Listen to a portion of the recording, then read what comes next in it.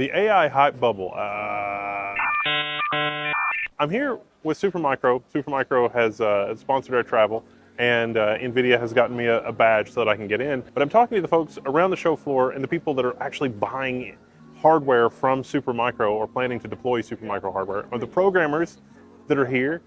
What do they think about the AI bubble or not bubble or hype cycle, or what are we looking at? Let's take a closer look.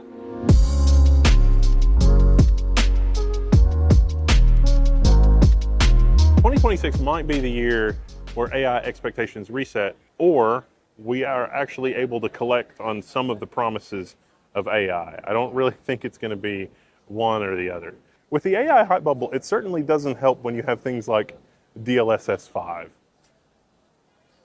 That is definitely a clean indicator of a separation between the people that are building things with AI and AI zeitgeist with just the internet randos. Like, from a PR standpoint, I do not think that was executed well at all. DLSS 5 is going to be something, for sure. But I think that after talking to these folks, some of the hype might be real. Not just on the code side of it, but some of the actual use cases that have emerged in just the last year. Have you seen anything in the AI hype cycle that you looked at and thought, I don't know? Or somewhere where the AI bubble I think I just popped? been around long enough to ever say that, because you always say, I don't know about that, and it turns into some billion-dollar business, right? On the tulip bulb mania scale. Tulip bulb mania. Yeah, it's a tough question, I think, but always we've seen this over and over in the industry, right? Virtualization was going to kill the server market. Right, because every server is only 1% utilized. Virtualization server market's going to crash. Well, guess what? Yeah. There's just more applications that could be hosted and driven if you have the capacity. And I think you're going to see the same thing on the developer impact on AI. It's like there's just more things to develop, right? And this is not getting developed or not getting maintained, et cetera. I think it's evident here, at least, that the real long-term bet is not chatbots or LLMs, or if chatbots or LLMs might be part of the equation, but the real long-term bets are the autonomous agents, which rely on LLMs to an extent, but also robotics, automation, and that sort of stuff. And the robotics, if you're thinking of things like an Amazon warehouse, okay, yeah, maybe an Amazon warehouse automation, industrial robot automation, but I'm thinking manufacturing. I'm thinking even beyond manufacturing into the biology and life sciences and everything in the AI hype bubble sort of, matriculating, for lack of a better way to describe that, out to more and more people that work in more industries outside of pure computer scientists, outside of programmers. Maybe the future is already here, just not evenly distributed.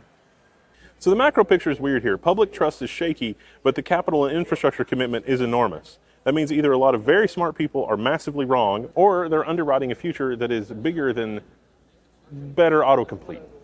Let me ask you something. How much of the entire planetary industrial output capacity is turned toward AI and AI-adjacent tasks?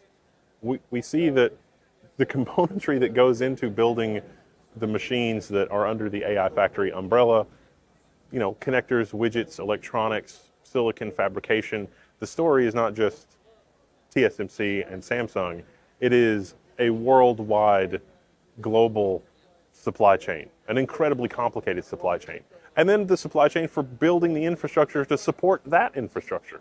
Schneider Electric and power transformers, all of that, all the way up and down the stack. Yeah, I'm really excited about having a much more modern power grid and much more useful moving pieces in the power grid to just smooth all that out, because it was built a million years ago, and it's been great a million years ago, but we need to put that same level of effort and care and love into it once again. Yeah, and that's why when you come to GTC today, you're not just seeing server vendors or add-in card vendors. You're seeing mechanical vendors. You're seeing Schneider. You're seeing Vertiv. I saw this great fully enclosed liquid cooling solution that looks like art. It looks like something you might see at Burning Man, but it's like a fully enclosed liquid-cooled rack, and it's beautiful because that's the technology that we need to push to make efficient use to drive the cost of tokens down. The thing is, no matter where you are today, with AI, start big. I've had a number of sessions, a lot of customer presentations this week, and the days of I want to start an AI and I want to do a chatbot, that's over. As I've been there, done that, yeah.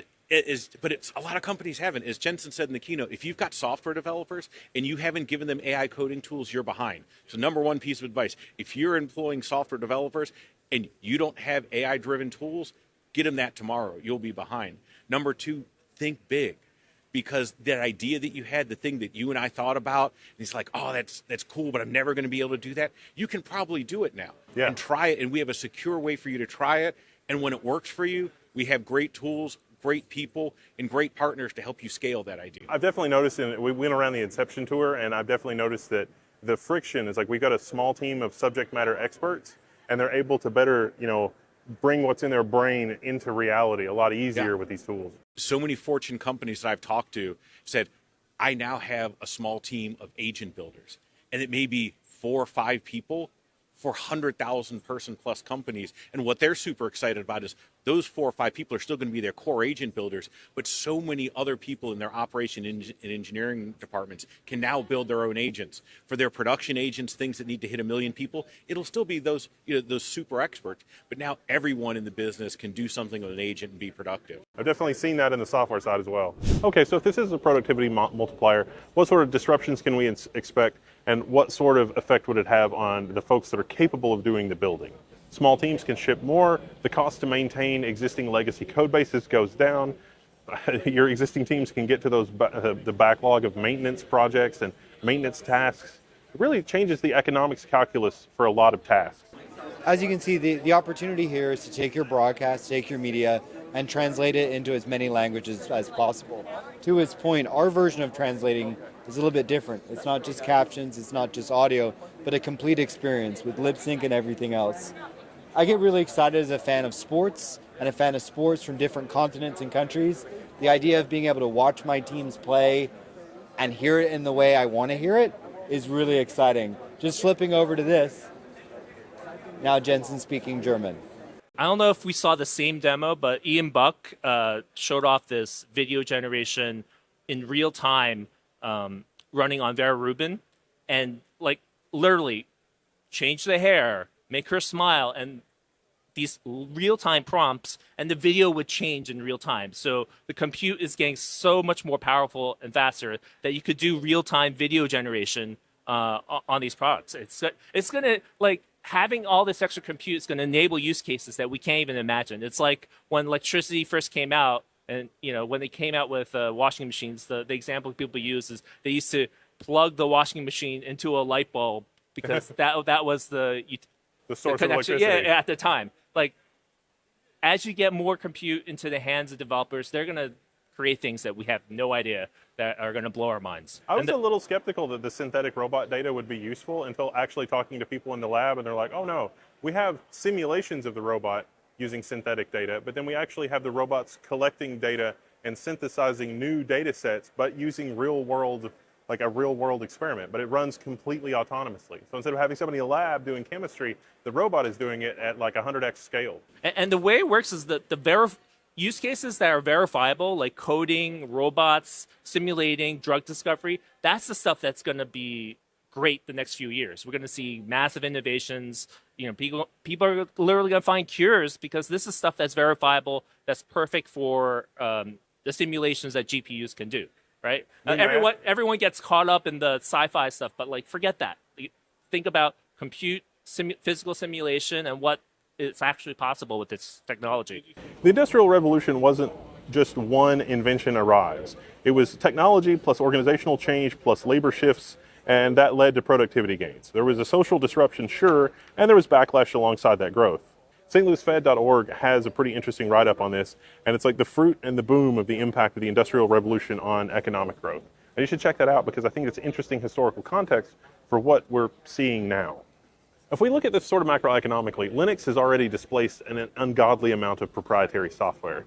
And if building open source software like Linux is more accessible and more possible with smaller teams, then it seems like the open source trajectory would continue with literally anything else.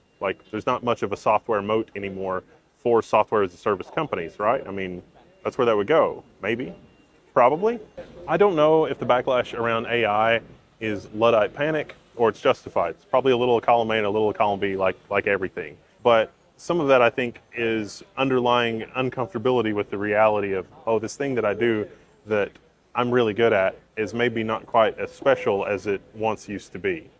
And that's okay. Like, we can be scared of those kinds of things. I'm sure that the Industrial Revolution was really scary. But the fact that, a rising tide lifts all boats, I think is probably the best way to describe the situation that we're going to be in with this kind of tooling. I definitely don't think we should stick our head in the sand.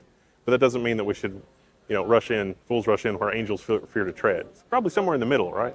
While we're keeping score in the AI hype cycle, let's not forget data center in space.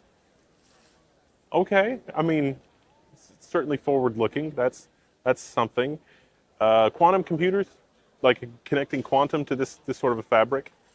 Okay, I mean, there's a lot of moving pieces here, but also NVIDIA is moving into storage. So this is the new storage, the CMX context memory storage platform. I'm noticing a lot of E3 storage here. I'm also noticing Jensen's demanding a blood sacrifice of 10,000 units for the new CMX storage. I think that's a well wish for this to be really successful. Clearly, it's baked into the infrastructure of NVL72, and so that's one of the things that we're going to sell a lot of NVL72. We're going to sell a lot of these CMX and STX architecture systems. Nice. Because again, it dovetails into that whole architecture, and it creates a much greater value for the inference side of things, having something that's tightly coupled in that whole Spectrum X architecture. Watch this space, because again, this is something that is moving very quickly. When I've introduced it to our sales, I just said, hey, this is moving very quickly. The architecture is not fully baked. It's definitely going to be vetted. It's going to have to be tested. It's going to have to, at this point, we're making the hardware, and then we're developing the software stack, because again, the stuff that we've done so far has been essentially tier 0. Building the bicycle while riding it. Just like AI, exactly. Yeah. If you're priced outside of this for enthusiast hardware or a job, it's easy to be mad. The hardware is more expensive than ever, and a lot of what you see online just looks like noise, or worse. And from our vantage point, pushback on our pushback looks tone deaf. It's easy to look at AI right now and think, this is just another bubble, and I'm not even invited. But here's the thing, and this is what stuck with me after talking to the people here at GTC. Everything you're seeing, all of it, it runs on the same foundation. The tokens behind Will Smith eating spaghetti, the slop, the hype, the nonsense, are exactly the same tokens being used for everything else. For simulation, for robotics, drug discovery, for systems that can actually do things in the real world. Agentic AI. It's all running on the same super micro compute infrastructure, from DGX Station to their Blackwell servers. NVL8 systems up to Vera Rubin NVL72. It's the same infrastructure, and it scales. It scales exactly the same way that the software is scaling. Yes, it's imperfect, but the vision that all this is built from is a vision of the same building blocks. Jensen called this the CUDA flywheel. Of course, it's not about CUDA now, but this is about the infrastructure being built. And that's what makes this moment so strange, because yeah, right now, it might feel out of reach. It might look like the worst of humanity is stepping on normal people to try to lock in their wealth and their place at the cost of jobs and whatever else. But this is infrastructure, like a highway system. And infrastructure always finds its way down. We've seen this before. So if you're sitting there thinking, I can't participate in this, well, maybe not the way that you want today, but that doesn't mean you won't get your turn to build with it. The tokens this infrastructure will generate will also power some of the best things that humanity has ever built. I get the reactionary hostility from a lot of the stuff that we see. I get it, I really do. But I think there's a larger, pro-humanity conversation here, and it's something that I'm going to watch really, really closely. So I'm Whittle, this is Level 1, and that's just been my thoughts on the AI bubble and thoughts from a few folks on the floor. So yeah, thanks for watching and hanging out. I'm at GTC, things are about to wrap up. I'm going to go check out the OpenClaw thing next, because why not? It's probably not apocalyptic, right? If you have any questions, I'm hanging out in the forum. I'll see you there.